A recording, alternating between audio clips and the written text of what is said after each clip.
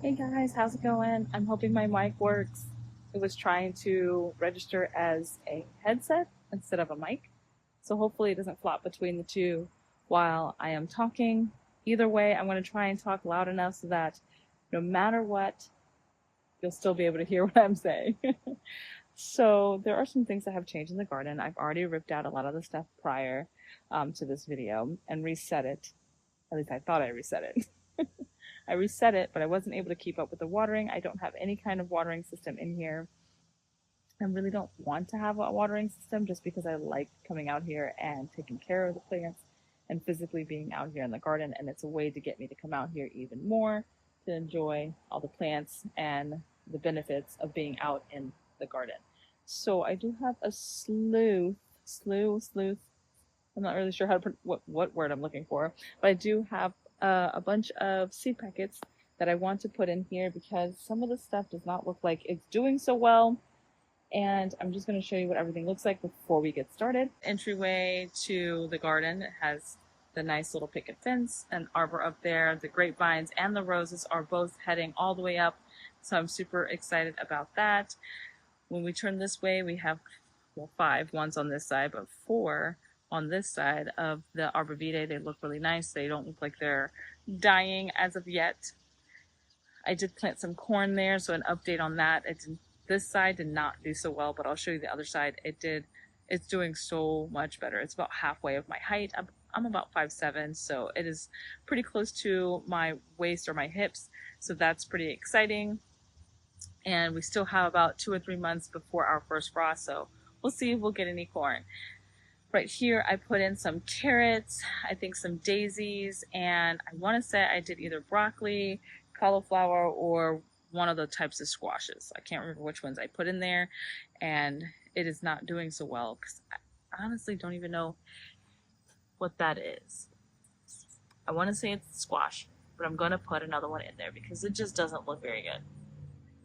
I'm not sure what's happening with its leaves. It just looks weird. Then we come this way, and I dug up the okra that I had in the backyard, which I have a small video of me collecting seeds from some of the pods that have gone and perished and turned into seeds because I don't really eat okra. I've tried it a few times. I can't seem to prepare it in the way that I like it. Some people say it has like a slimy texture to it, and I fried mine, so I'm not sure about the slimy texture. I just didn't like the flavor. So I don't know if it's the variety, and maybe if I got a better variety that had different flavor profile, maybe I would like it more. But this one is about to go on its way out as well. I normally grow it, and you're probably like, why do you grow it? Well, I grow it because I like the flowers. It's kind of like, I think part of the hibiscus family, if I'm not mistaken, and the flowers are absolutely beautiful. I do have to say, I haven't really been able to enjoy the flowers because, like I said, these were in the front yard. So I have decided to move them back here, let them continue growing some more, and hopefully it will look really good. My marigolds finally have started to actually put on blooms. It literally took all season for them to get this size, which is crazy because when I did it last year, they got super massive and I had to trim them back because they were just taking over. But I think it's just because it stunted its growth and we rebuilt everything that this year has just been a miss on generally everything. So this is like a bean. I found a peanut and it was growing and I just put that in there. So we don't know. We'll see what we get from that. There's another okra right here. I did put something right there. I can't remember what I put in there, but it didn't come up. It's been about a week, so I think it's not coming up. I did put some stuff over here as well, some lettuce and different types of brassicas on this side. There are some coming up, but not as much as I would like, so I'm going to go ahead and put a little bit more seeds in there because I'm just going to reseed just in case. If it's a little heavier, I'm okay with that. And then over here is the corn. So we had different types of corn, like a tri-colored, bicolor type corn, and then like a golden bantam corn. I can't remember which ones I put in on which side, but clearly this side did the best. So most, if not all, the corn germinated on this side.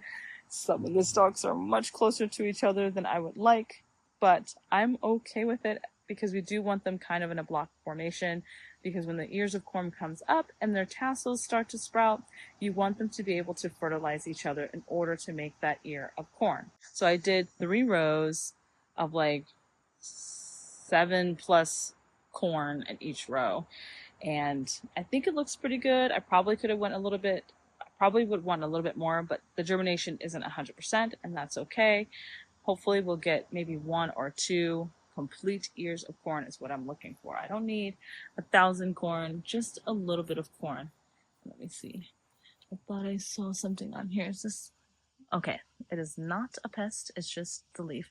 A lot of times you'll find the leaves, if they're curled on themselves like this, that'll be some sort of worm in there or pest, and they like to curl up. It's like really, I guess, a nice bed for them.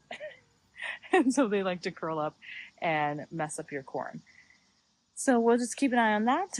But I'm going to go ahead and grab my packets of seeds and show you what we're going to plant today. I'm going to do mustard seed. So I think that'll be fun. Mustard seed, giant mustard. So I'm going to, the way they put it is kind of weird. A giant mustard. So I'm going to try that. I've never tried that before. Doesn't take very long, about 40 days to maturity. I still have some more carrots I'm going to do. Again, some of them came up, but it does take a little while for them to come up, but I'm just going to seed them a little bit heavier. I didn't really do it heavy when I did it the first time, and I'm kind of regretting that. So I'm just going to go back in and add a little bit more. Because the season is getting a little bit on the cooler side, I can do a little bit more snap peas again. I'm going to go ahead and start with some pansies as well, but I may do those in a separate container just off to the side because I do want some flowers for the cooler seasons when we head into December, February, March. It's really nice to have those plants and flowers when you have the off season, when there's not much else to look at, and those types of plants that can really withstand a lot of cold really helps. I do have some Russian kale, some red Russian. I really enjoy the Paris Island, the romaine lettuce. And even though this might be crazy, but summer squash. I know they like a lot of warmth and heat and sun. It's still in the 80s for us. It gets down maybe to the 70s and then up into the mid upper 80s. So it's still pretty warm. And being that it only has 50 days for maturity, I think we should be able to get them. And then I was also going to do some broccoli, some cauliflower, and then I'm going to try my hand at cabbage again. I seem to be able to get the cabbage to go in, but I can never seem to get a full head. So I'm going to try and see if I can do that this year. I want to try some kohlrabi. I'm doing a lot of the things that are less than 60 days. And then we have squash, the summer squash, and then just another variety of cabbage. Now, some of these don't have names to the cabbage. Like this one, I think I ripped off the name, and I can't seem to figure out what kind of cabbage it is because the way they put the label, you kind of rip off the name, and it's just the way it is. I know this seems like a lot, but I am going to do my best with dispersing this throughout the garden appropriately. For instance, I'm going to put the peas along the trellis so that way they have vertical height, saving space, and I think that will help out quite a lot.